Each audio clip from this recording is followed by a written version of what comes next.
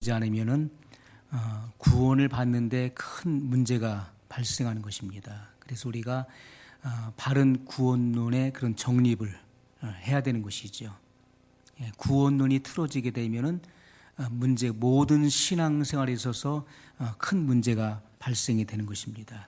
예수님께서는 좁은 문으로 들어가라 이렇게 말씀했습니다. 좁은 문으로 들어가라. 반대로 멸망으로 인도하는 문은 크고 그 길이 넓어 찾는 이가 많음이라 이렇게 말씀하셨습니다.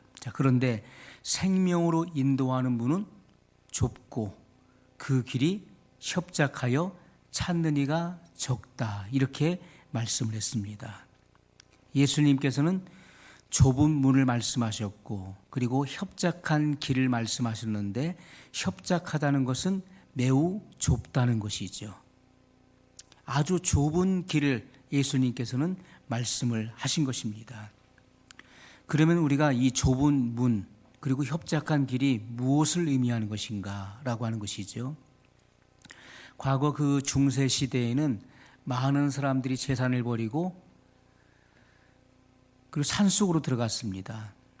수도원에 들어가서 거기서 십자가의 돌을 닦았어요. 하나님의 성흔을 받기 위해서 예수 그리스도의 그 흔적, 그 성흔을 받기 위해서 부단히 노력하고 그리고 정진했던 것을 우리가 역사를 통해서 볼 수가 있습니다. 그러면 과거 중세 시대 그런 성자들과 같이 산속에 들어가서 세상을 버리고 금욕적인 삶을 살아가야 된다는 말인가? 예수님께서는 우리에게 이렇게 말씀하십니다. 내가 곧 길이요 진리요 생명이니 나로 말미암지 않고는 아버지께로 올 자가 없느니라 이렇게 말씀하셨어요. 예수님께서는 분명히 이 좁은 문을 말씀하셨습니다. 좁은 문은 우리가 주님의 말씀과 계명을 행하는 삶을 말씀하고 있다는 것이죠. 그것이 바로 좁은 문입니다. 나더러 주여 주여 하는 자마다 다 천국에 들어갈 것이 아니요 다만 하늘에 계신 내 아버지의 뜻대로 행하는 자라야 들어가리라고 말씀하셨어요. 그러므로 우리가 좁은 문으로 들어간다는 것은 주님께서 말씀하신 주님의 모든 말씀과 계명을 행하는 삶이 바로 좁은 문이라는 것을 우리가 알 수가 있는 것입니다. 우리가 마태복음 5장에서 7장까지는 산상수훈으로 이루어져 있지요. 예수님께서 산 위에서 가르치셨기 때문에 산상수훈 또는 산상보훈이라고 우리가 일컫는 것입니다. 그런데 우리가 이 산상수훈을 우리가 들을 때 많은 사람들이 부담을 갖게 되죠. 그것은 성자들이나 바울 같은 사람들이나 또는 중세시대에 성은을 받기 위해서 자기의 삶을 다 포기했었던 사람들이 이룰 수 있는 것이지 우리 같은 평신도가 어떻게 그런 산상수훈을 이룰 수가 있는가.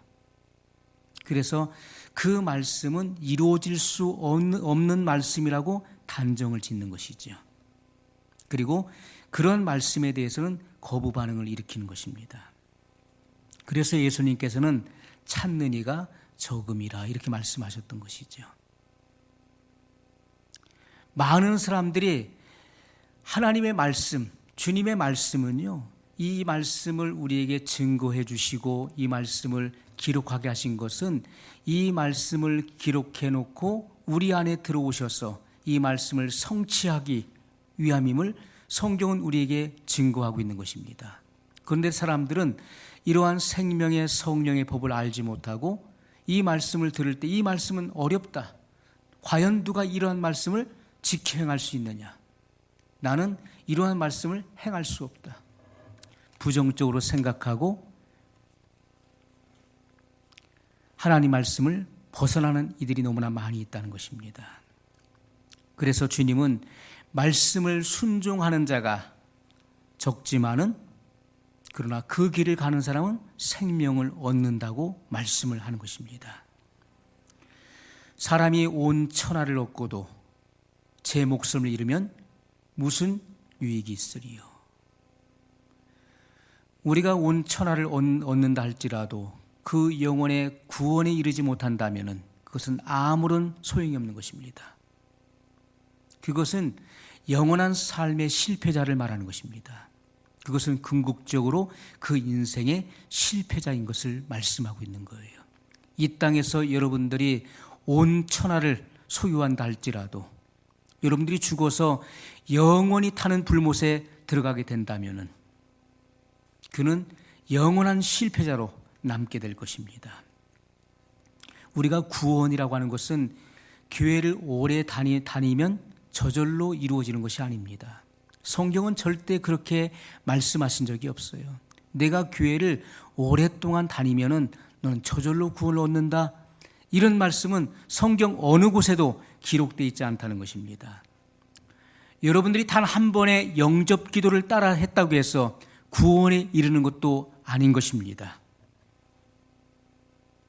구원은 십자가의 복음을 듣고 마음과 삶의 아름다운 열매를 맺음으로써 이루어지는 것입니다.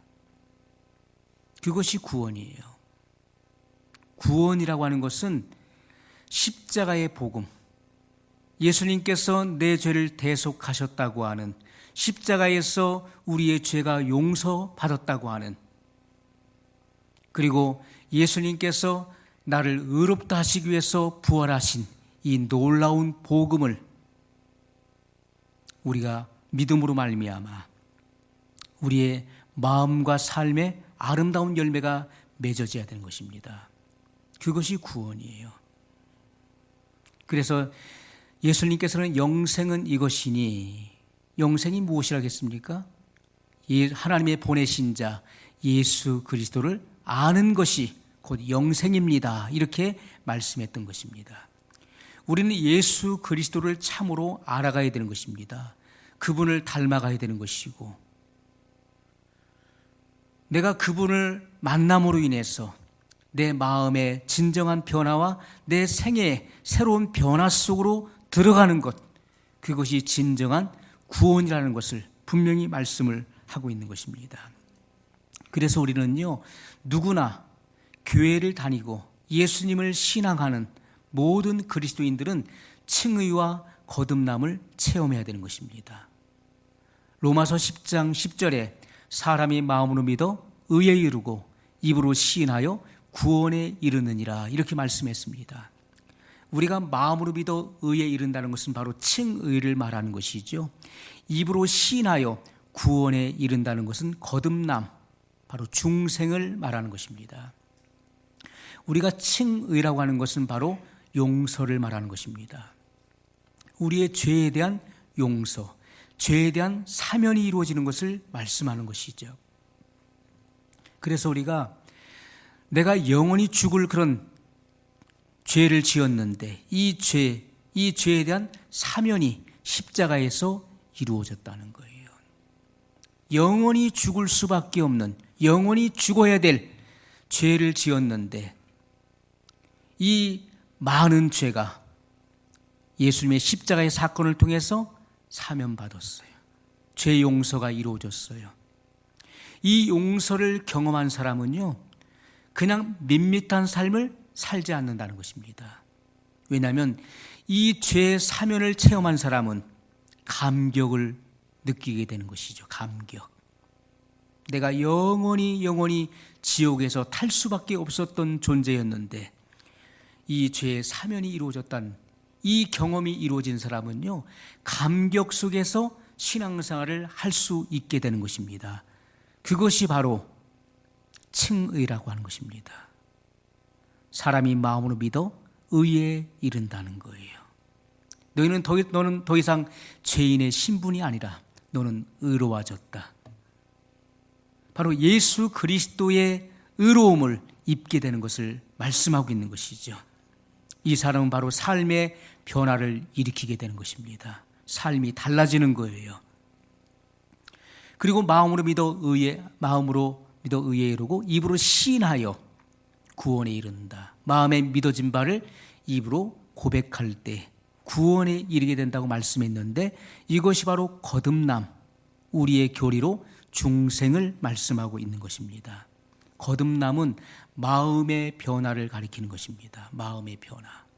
마음이 새로워지는 거예요. 우리의 소망이 부끄럽지 아니함은 하나님의 성령으로 말미암아 하나님의 사랑이 우리 마음에 부은 바 됨이니 이렇게 말씀했습니다. 그런즉 누구든지 그리스도 안에 있으면 새로운 피조물이라 이전 것은 지나갔으니 보라 새 것이 되었도다. 이것이 바로 거듭남, 바로 중생을 말씀하고 있는 것입니다. 마음의 변화가 이루어진 거예요. 마음의 변화. 자, 그래서 우리가 아무런 변화 없이 신앙생활을 여러분이 몇 년을 했든지, 그러나 중요한 것은 내 마음과 내 삶에 아무런 변화 없이 단순히 믿기만 하면 구원을 받는다는 것은 거짓 복음인 것입니다. 반드시 그 마음과 생애에 변화가 일어나는 것이 바로 거듭남 그리고 칭의를 말씀하고 있는 것입니다. 그것이 바로 구원을 말씀하고 있는 거예요. 한 번 믿으면 영원히 구원을 잃지 않는다는 것도 거짓 복음인 것입니다. 성경은 결코 그렇게 말씀하신 적이 없다는 것이죠. 과거에 내가 죄를 회개하고 예수님을 믿은 것, 그것 가지고 여러분의 구원이 완성된 것은 결코 아니라는 것이지요. 그러면 바울의 이신득이 믿음으로 말미암아 얻는 의, 그리고 믿음으로 믿으면 구원을 받는다는 이 교리는 무엇입니까? 여러분, 우리가 분명히 알아야 될 것은요, 내가 예수님을 믿음으로 구원받았다라고 하는 것은 구원의 완성을 말하는 것이 아니라 구원의 시작을 의미하는 것입니다. 구원의 시작이에요. 내가 복음을 듣고 하나님의 존재를 깨닫고 하나님 앞에서 내가 심판받을 죄인인 것을 깨달을 때 우리는 회개하게 되는 것입니다. 내 죄를 통회하게 돼 있는 거예요. 그리고 나서 우리는 예수님을 구주로 영접하게 됩니다. 그리고 우리의 신앙생활이 시작이 되는 것이죠. 그것은 구원의 시작을 의미하는 것입니다. 그러나 구원의 완성은 우리가 영원한 천국에 입성하는 순간에 영생에 들어갈 때 비로소 우리의 구원이 완성되어지는 것을 성경이 말씀하고 있는 것이죠. 그러므로 우리는 두렵고 떨림으로 우리의 구원의 완성을 향해서 나가야 되는 것입니다. 바울은 그것을 우리에게 증거했던 것입니다. 그렇기 때문에 지금도 계속해서 죄를 회개하고 버리는 삶을 살아가야 된다는 것입니다. 이것은 계속해서 반복적이고 지속적인 삶을 의미하는 것입니다. 지금도 우리는 계속해서 나의 자아를 부인해야 되는 거예요. 예수님은 자기를 따르는 무리를 향해서 말씀하셨습니다. 아무든지 나를 따라오려거든 자기를 부인하고 자기 십자가를 지고 나를 쫓을 것이니라, 이렇게 말씀하셨어요. 자기 부인은 날마다 이루어져야 되는 것입니다.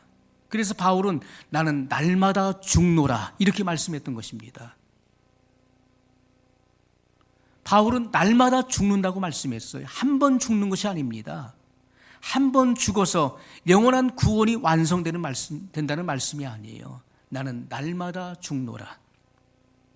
내가 나를 쳐서 십자가 앞에 복종시킨다고 그는 고백했던 것입니다. 지금도 우리는 날마다 끊임없이 우리의 자아를 부인하고 그리고 이기는 삶을 살아가야 되는 것입니다. 그래야만 우리는 궁극적 구원에 이를 수가 있는 것입니다. 우리의 영혼육의 전인적인 구원이 완성되어지는 거예요. 그렇기 때문에 바울은 내가 선한 싸움을 싸우고 달려갈 길을 마쳤으니 이제 이후로는 의로우신 재판장 하나님께서 의의 면류관을 준비하고 계신다, 나를 기다리신다, 이렇게 고백했던 것입니다. 우리는 이 땅에 살아가는 동안에 선한 싸움은 계속되는 것입니다. 그 싸움의 첫 번째는 내 마음에서부터의 싸움인 것입니다. 끊임없는 이런 영적 치열한 전쟁이 있다는 것이죠. 우리는 선한 싸움을 싸우고 달려갈 길을 끝까지 달려갈 때 비로소 궁극적 구원에 도달할 수 있게 되는 것입니다. 자, 빌립보서 1장 6절에 바울은 성령의 감동으로 이렇게 기록했습니다. 너희 속에 착한 일을 시작하신 이가 그리스도 예수의 날까지 이루실 줄을 우리가 확신하노라.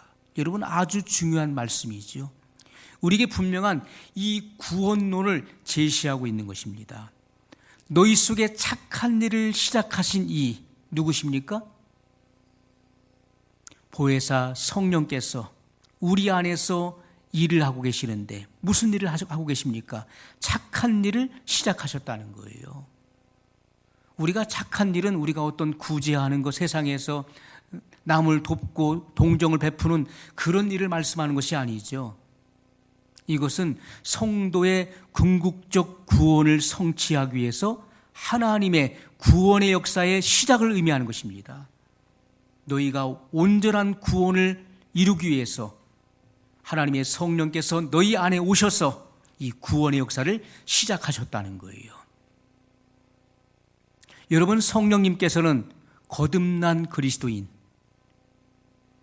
죄인의 신분에서 의인의 신분으로 칭의를 얻은 그리스도인 안에 오시는 것입니다. 그 안에 내주하시는 것이죠. 그래서 구원의 역사가 시작된 것입니다. 이 구원의 역사를 시작하신 그분께서 그리스도 예수의 날까지 이루실 줄을 우리가 확신하노라 그랬습니다. 그리스도 예수의 날은 바로 주님의 재림의 날을 말씀하는 것이고 심판의 날을 의미하는 것입니다. 주님이 다시 오실 때 우리의 궁극적 구원이 완성된다는 것입니다. 그때 이루어지는 거예요. 그래서 예수님께서는 천국에 들어가는 문만 좁다고 말씀하지 않으셨다는 것입니다. 천국에 들어가는 문만 좁은 것이 아니에요. 천국으로 가는 길도 좁다고 말씀하셨어요. 자, 많은 사람들이 한 가지만 생각합니다. 구원으로 인도하는 문은 그 문이 좁다. 그러나 주님은 그 이후에도 말씀하셨어요. 좁은 문으로 들어가라 말씀하셨고 그 이후부터는 좁은 문을 통과한 후부터는 협착한 길을 걸어가라고 말씀하셨어요. 협착한 길을 가야 된다. 그 길은 곧 생명으로 인도하는 길이라고 말씀하셨던 것입니다.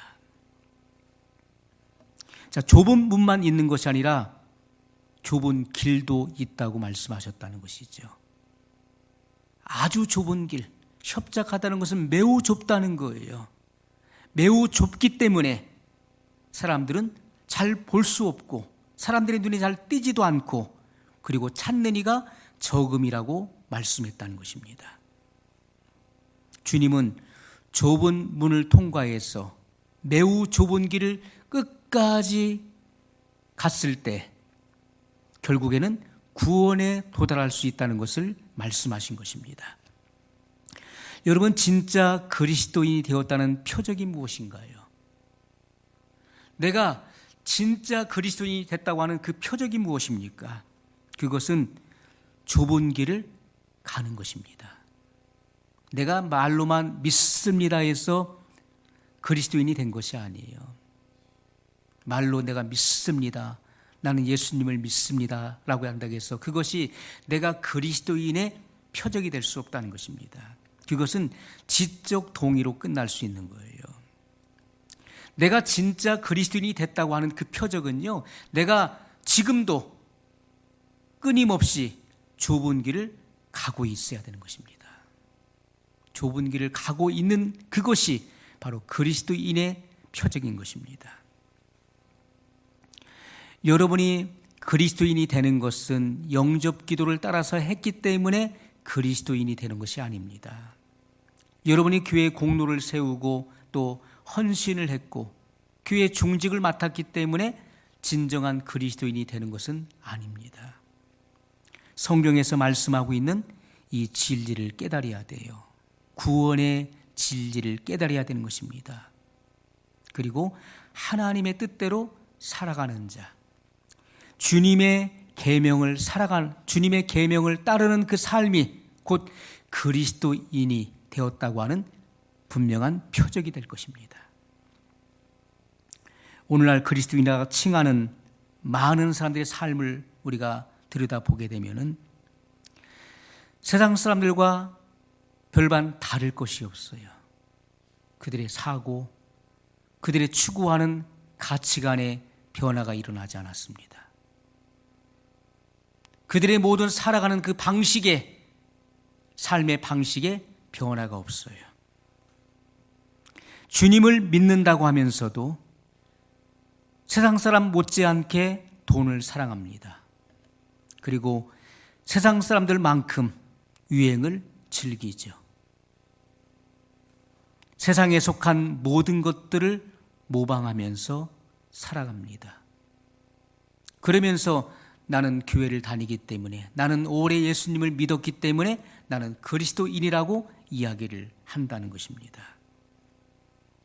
이것은요, 큰 문을 통과해서 넓은 길을 가는 것을 의미하는 것입니다. 자, 진정한 그리스도인들은 온전한 구원을 이루기 위해서 거짓 복음에 미혹돼서도 안 되는 것이고 영들을 분별해야 되는 것입니다. 영들이 하나님께 속하였는가 분별하라고 말씀하고 있습니다. 절대로 여러분이 궁극적 구원에 이를 때까지, 온전한 구원이 성취될 때까지 미혹돼서도 안 되는 것입니다. 그리고 속하의 물결이 여러분 안에 들어오게 해서도 안 되는 것입니다. 자, 주님은 15절로 18절의 말씀을 통해서 거짓 선지자들을 삼가라고 말씀하셨고, 그 거짓 선지자들을 분별하는 방법을 분명히 우리에게 말씀해 주셨습니다. 그것은요, 삶의 열매를 통해서 그 실체를 분별할 것을 우리에게 말씀하셨다는 것입니다. 자, 거짓 선지자들은 어떤 모습으로 나온다겠습니까? 양의 옷을 입고 와서 멸망으로 인도한다라고 말씀하고 있어요. 거짓 선지자가 다른 흉측한 모습을 띠고 나오는 게 아니에요. 양의 옷을 입고 나오는 것입니다. 선한 모습으로, 그럴듯한 모습을 가지고 나오는 것입니다. 자, 그런데 그들의 실체가 무엇입니까? 노략질하는 일이라고 말씀하고 있어요. 노략질하는 일이라. 이것은 한 영혼을 멸망으로 인도하는 자인 것을 말씀하고 있어요. 영혼을 노략질한다. 영혼을 영원한 파멸로 이끈다는 것입니다. 여러분, 세상에서 가장 악한 것 중에 하나가 무엇입니까? 그것은요, 생명을 영원한 파멸에 이르게 하는 것입니다. 생명을 노략질하는 것은요, 이 세상에서 가장 흉악한 것입니다.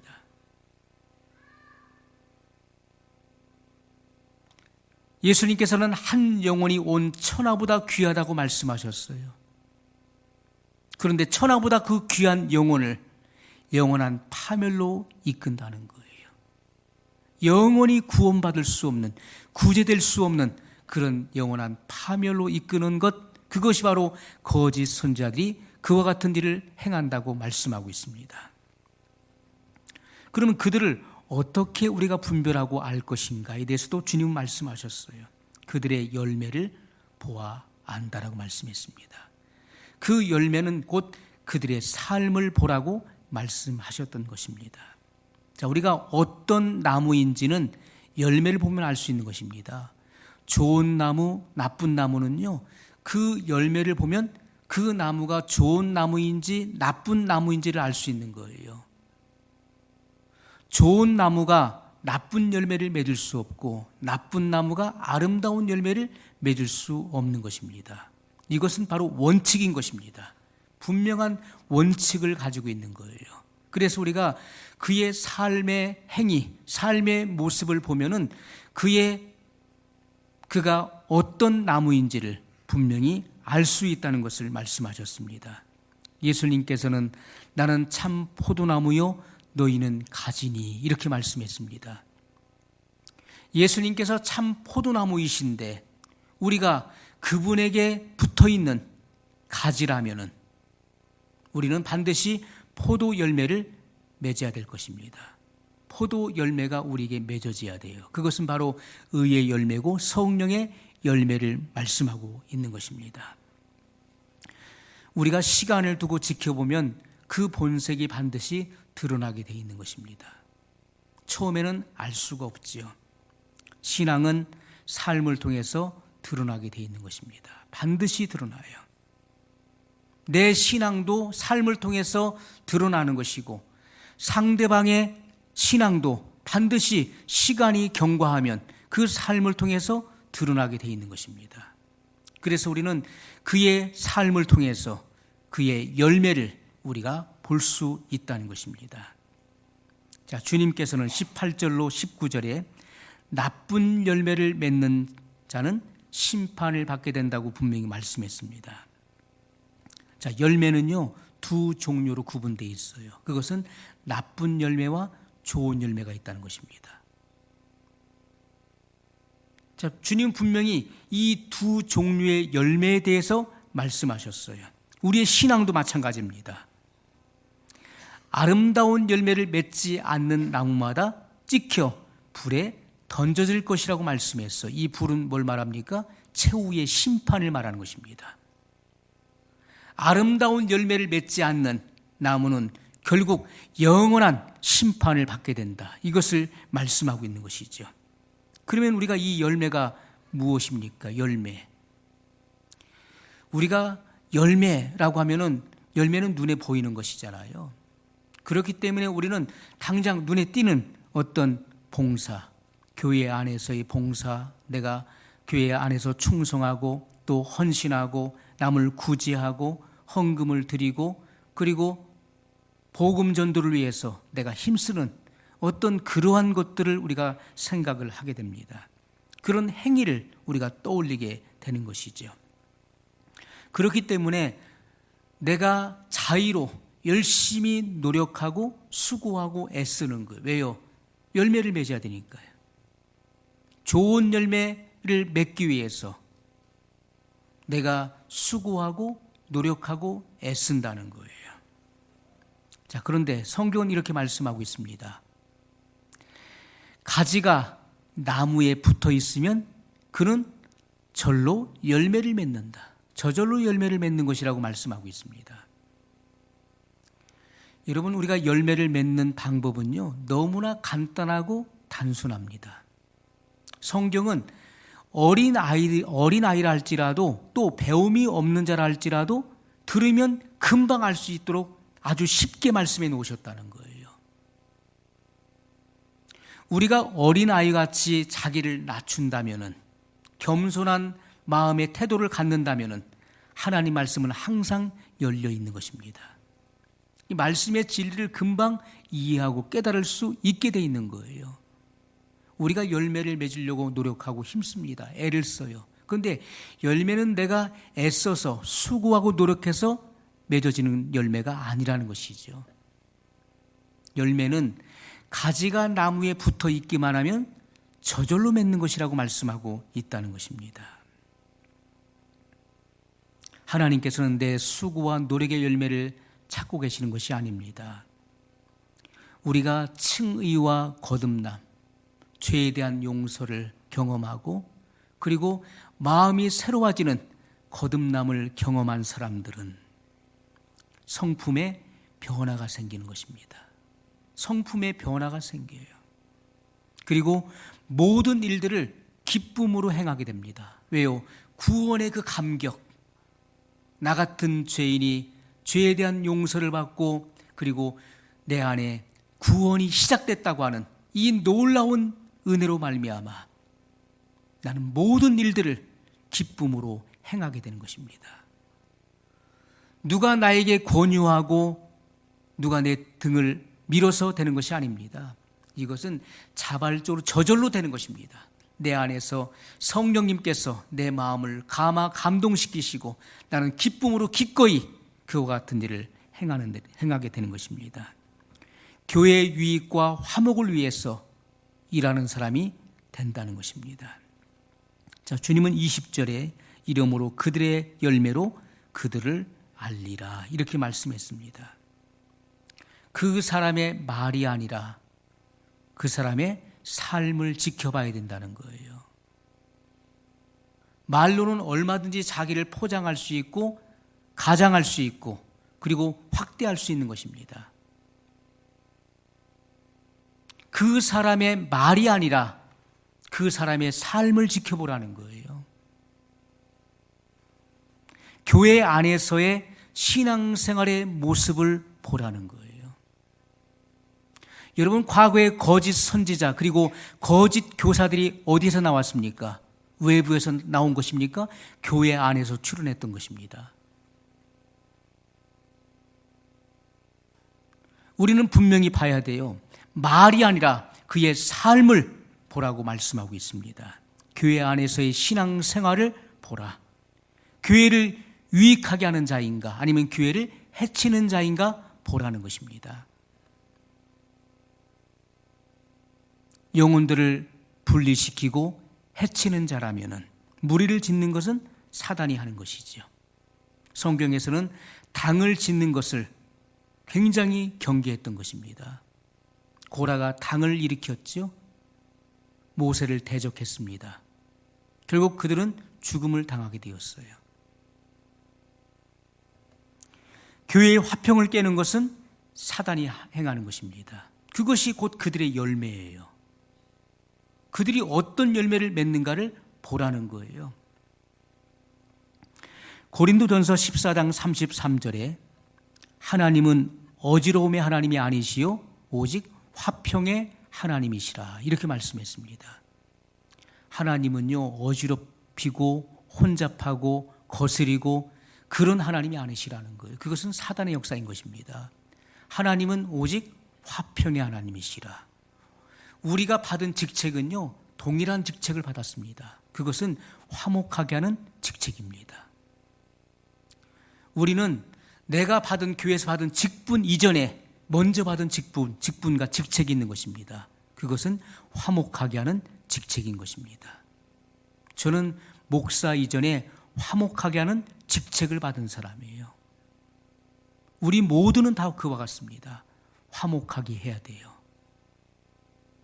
분리가 있는 곳에 내가 들어가면 거기서 화해가 이루어지고 화목하게 되는 그런 역사가 일어나야 되는 것입니다. 그것이 바로 참된 그리스도인이고 그리고 진정한 하나님의 자녀인 것입니다. 예수님께서는 산상수훈을 통해서 화평케 하는 자는 복이 있나니 저희가 하나님의 아들이라 일컬음을 받을 것이며 이렇게 말씀했습니다. 누가 진정한 하나님의 아들입니까? 그것은 화목하게 하는 사람이에요. 화평케 하는 자, 피스메이커. 그들이 진정한 하나님의 기뻐하시는 아들들이라고 말씀을 하고 있는 것입니다. 자, 우리는 지켜봐야 됩니다. 나의 모습을 지켜보고 그리고 타인의 모습을 지켜봐야 돼요. 거짓 선지자, 거짓 교사들을 분별할 수 있는 것은 그들의 열매라고 말씀했습니다. 열매는 그들의 삶을 의미하는 것인데 그들이 하나님과 어떤 관계를 맺고 있는지를 봐야 돼요.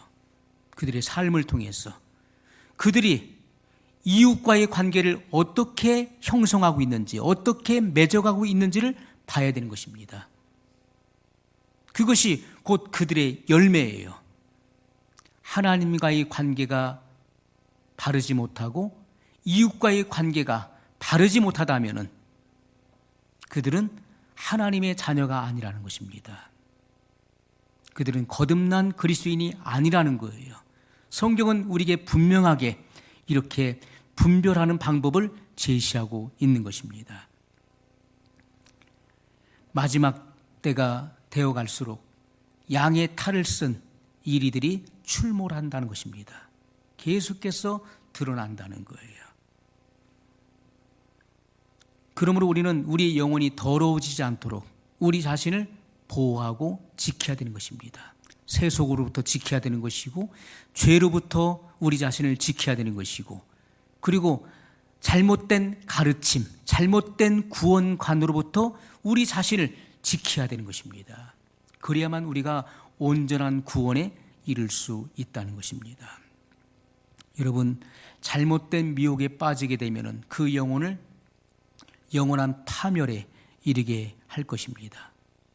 오늘 우리는 항상 하나님 말씀을 통해서 그 말씀을 경계로 삼아야 될 것입니다. 이 말씀이 우리의 삶의 표준이 되어서 말씀을 지켜 행하는 그런 아름다운 열매를 맺는 믿음의 삶을 살아가시길 예수님의 이름으로 소원합니다. 우리 기도하겠습니다. 말씀을 기억하면서 한 목소리로 기도하겠습니다. 영원하신 사랑의 하나님 아버지, 감사합니다. 오늘 우리의 삶을 주님께서 축복해 주시고 놀라우신 하나님의 계획과 주님의 뜻을 성취할 수 있는 믿음의 삶으로 나아갈 수 있도록 아버지 도우시고 역사해 주옵소서. 거룩하신 하나님 아버지, 속하의 물결이 끊임없이 틈을 타고 또 주님 이 죄